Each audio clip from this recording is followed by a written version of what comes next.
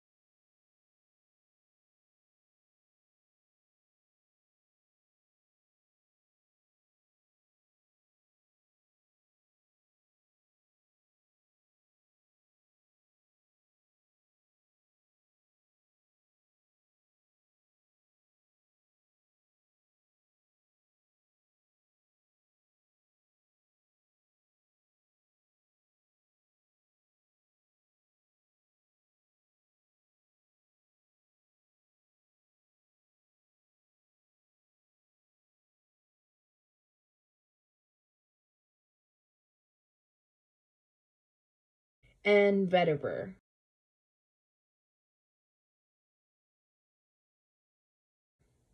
For the sacral chakra, it'll be lavender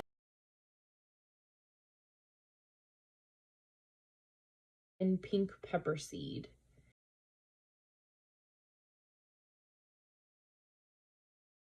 For the solar plexus, it'll be black pepper. For the heart, it'll be rose and pine. For the throat, it'll be blue chamomile and frankincense. For third eye, it'll be lemon and sandalwood. And for the crown chakra, it'll be Chinese rice flower or white lotus. And again, these don't have to be combined, and you don't necessarily have to follow just like that path, but I try to be like respectful and kind of look for like the medicinal qualities of something before I kind of meditate on it any further. So that's my personal reflection on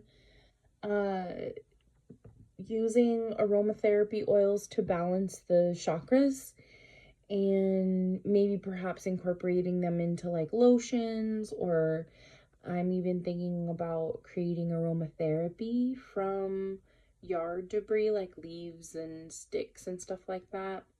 So that could be something that you do as well to kind of align your or ground yourself to earth with me. So that's at the root, that connects you to earth. That's, what we're starting our reading with.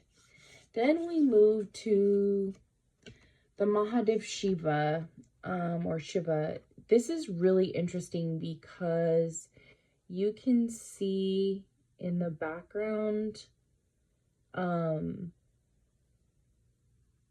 there is this connection to the cards that we've read before, especially for like androgynous and the deity that Shiva rides on. This is the masculine form of the energy. So for the meditation, it says, I worship the fragrant three-eyed God,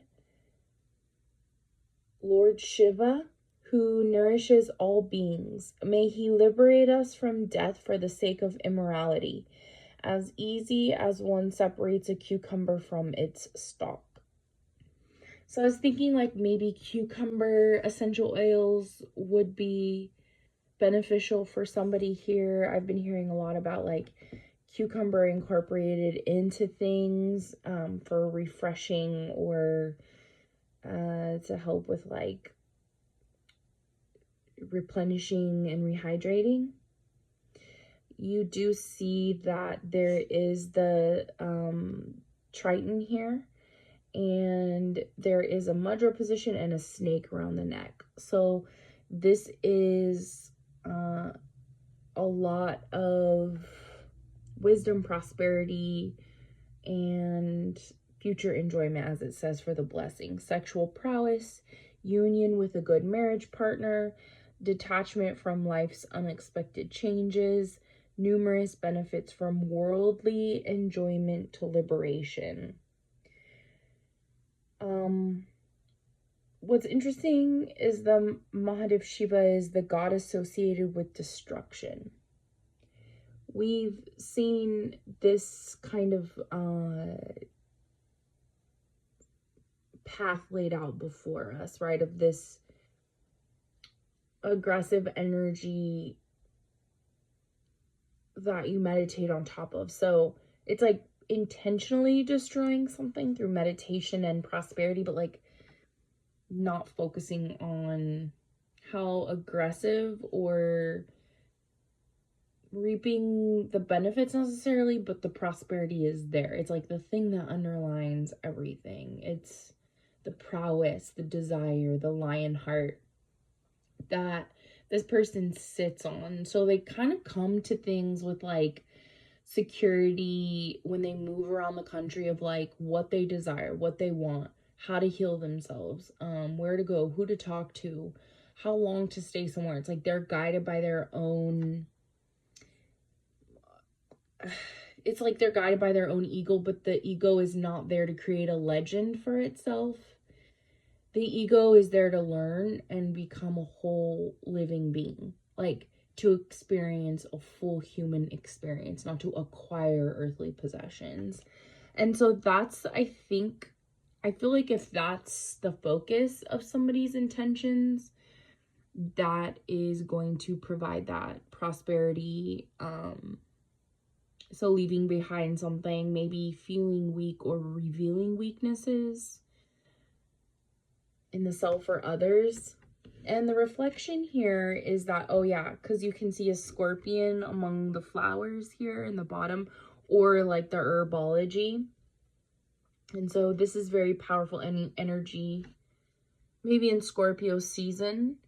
So this is the focus of the two words for fragrant and third eye. That would be to focus on citrus or wood smells.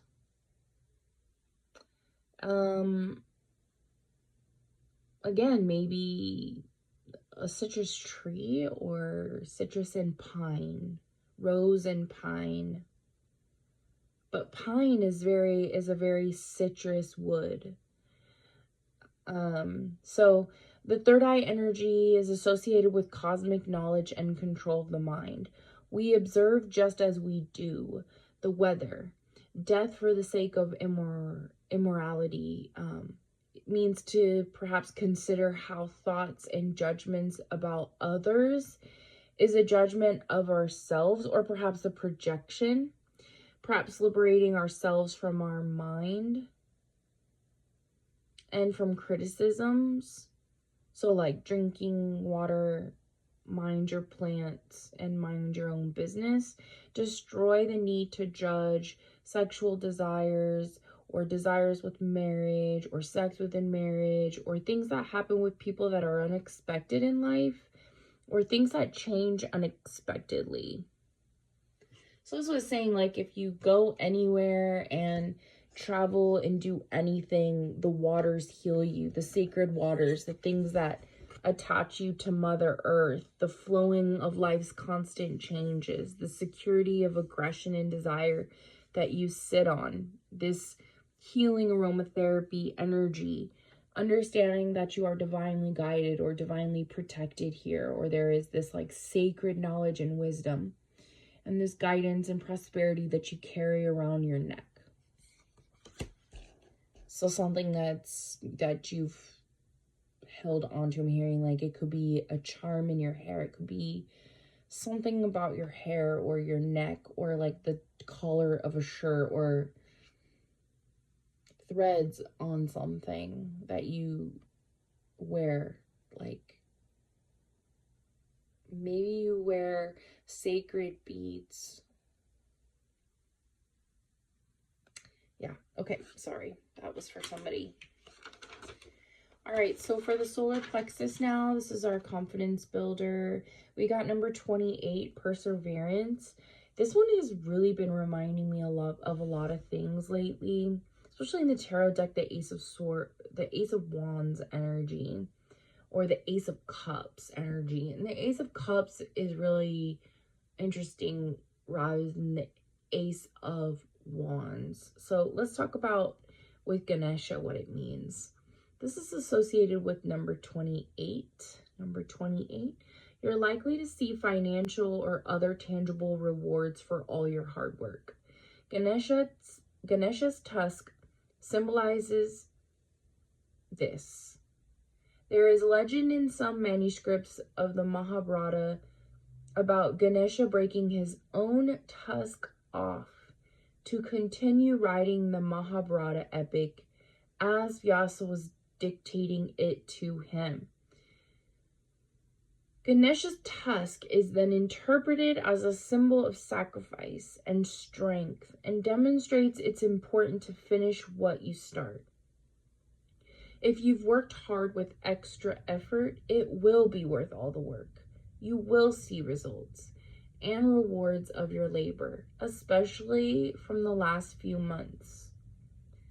This will likely end soon if you've been struggling.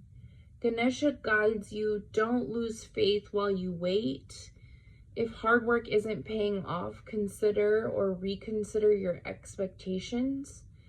Be present, grateful, and focused. Do what you can with what you have. So the reflection is to finish what you start, breaking his own task to continue writing. That's a symbol, a sacrifice of strength, or maybe perhaps a sacrifice along with strength. Where do you replenish your resources when you sacrifice too much and need strength? Sisyphus was strong, but pushing a boulder up a hill that it doesn't want to be on, that also can't hold it, resulted in what for Sisyphus? That's mythology. So that's the reflection of our confidence builder, the fabric that joins us together, our connection to our spiritual presence. Our first heart reading is number 67, Happy Baby, Ananda Balasana. Keep your lower back on the ground. If you wish, you can rock side to side to massage the lower back like a happy baby. This replenishes the lungs, the heart, and strength.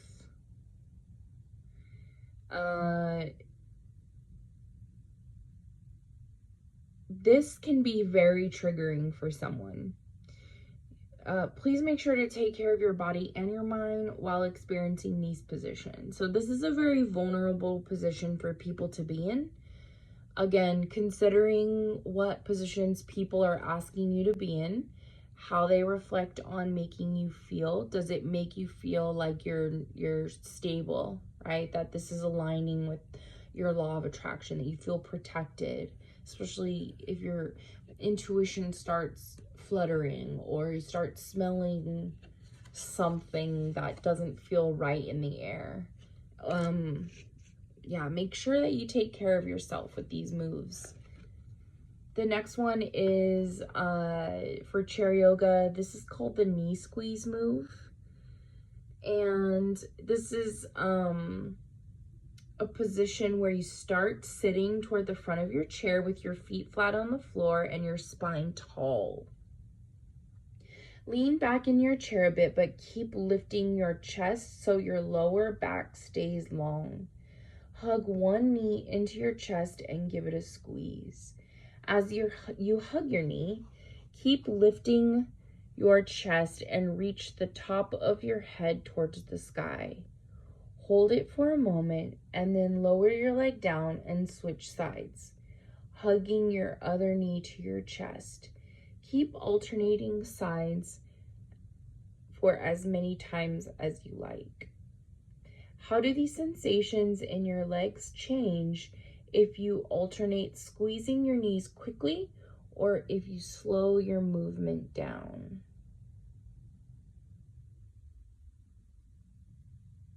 So, noticing body awareness and sensations, protecting oneself, understanding that this could be a very vulnerable position for somebody, bringing your legs to your body, relying on your spine to carry you. That's what I was saying, like these two could really put people in positions that could hurt their spine or like their lumbar, like their L5, S1, S2, like this lower part of your back area where your sits bones are, as they say in trauma healing. So keep that in mind if you're working on these moves during your yoga practice, and you are a trauma survivor or perhaps dealing with some energy that could perhaps bring up that trauma.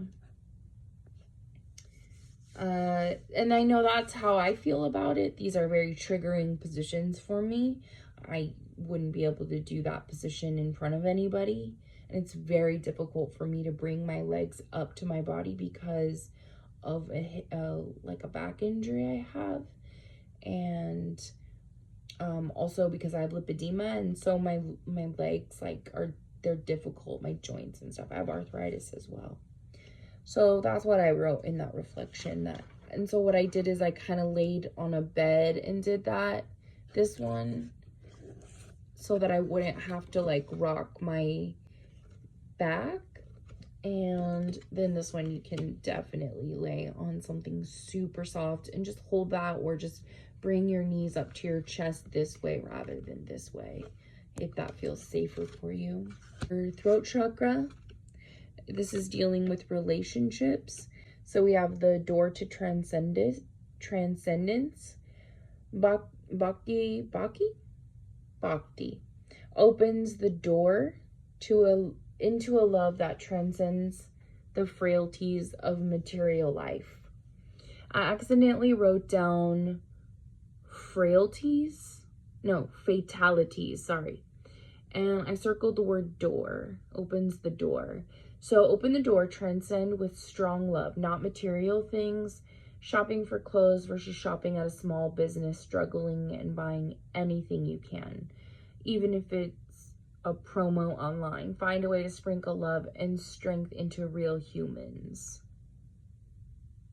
That was my kind of reflection about like this door, opening the door. And frailties, like something that's strong, something you can stand on, touch, tangible. I think I lost a card along the way. I might have to go get it. Yeah, I lost a card along the way. Okay, this is the Law of Attraction from the Esther Hicks reading. This is third eye, number 6 chakra. And just looking at this image, it almost like mirrors that snake around the neck, this idea that you have like spiritual energies guiding you and you're in a very spiritual position, that you're really in tune to all of your chakras, supporting your spiritual connection. So this says the law of attraction expands my every story. That which is like unto itself is drawn. Also known as that which you think at any moment attracts unto itself other thoughts that are like it. That is why whenever you are thinking about a subject that you ponder very long, attract enough supporting data that it does bring forth the essence of the subject of the thought into experience. So you're breathing life into reality. Attract supporting data by creating it myself through love and light in motion. Even thinking loving thoughts matters. So I don't think this is anything that we're talking spiritually, or physically. Notice that they're not trying to manifest money in their hand. They're actually like breathing spirituality into the air, and that's emphasized on the back with this. There's a little kind of heart here with her, or this character, breathing life into this, and the number 6 card.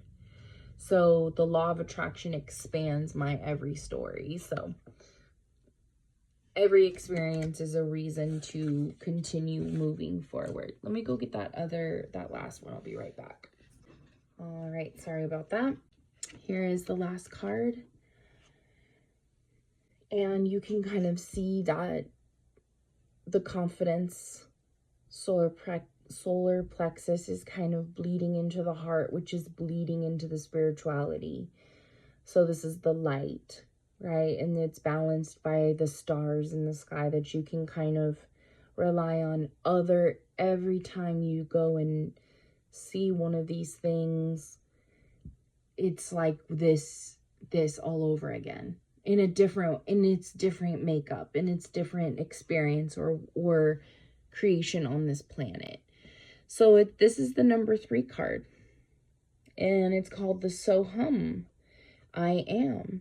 And I remember the first card, it was I am the universe. And I told you guys, or I told myself really, that I should repeat that mantra, I am the universe. Well, obviously I've been repeating it, so here it is manifesting again. And I thought I would kind of like bring that up. I said that 3 times.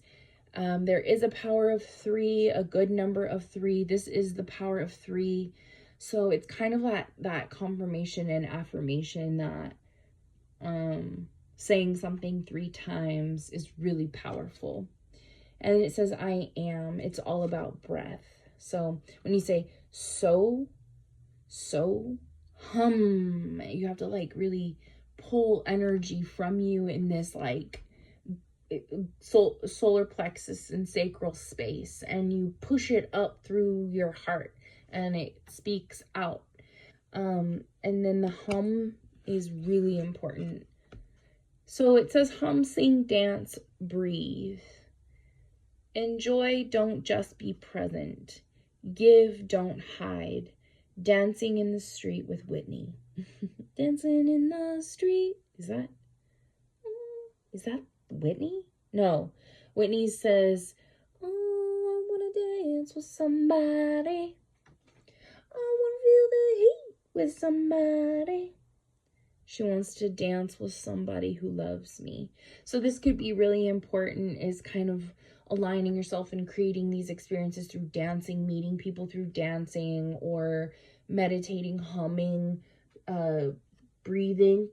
Just breathing can offer you insight and changes.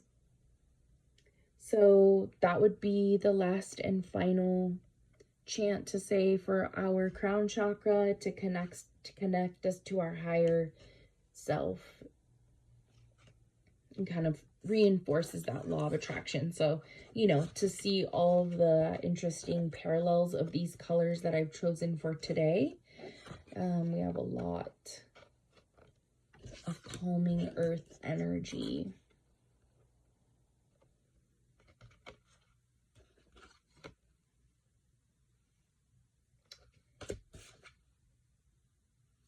So a lot of this solar plexus and I'm sorry, sacral and solar plexus energy.